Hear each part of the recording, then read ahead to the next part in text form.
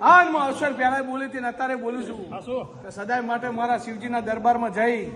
આન મારા દુખિયારા માટે અરજી કરીને તમારી અરજી મારું શિવજી પાર પાડી દે છે આન આધારે ના બેઠી હે હું અરજીનો ગોગોયું કહું મારા સોગના ગોગાના પર એવું કે આન હું મને બોમાની માતા કહું રમસુની મેડી એવું કહું હા હું વેણ આલી અને હું કાસેલાની મેડી આજે બોલું છું જેથી ડાયલાલ હું રામસુની મેડિયા ઘરે બેઠી તેથી કઈ બેઠેલી હું હું ઠાઠ બંધ જો બેઠી હું ઠાઠ બંધ બેઠી અને પરંપરા ઠાઠ ન રાખું મારું નામ કાશેલાની માતાની જીગરથી મારા મેડીના પ્રભુ કે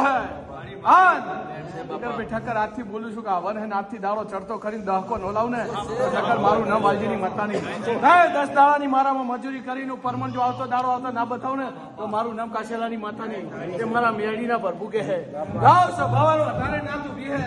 મારી ગુંબડે હિલ છે અડધા આન પટેલો વેરા લઈને હોડાવાના આનંદ બોલે છે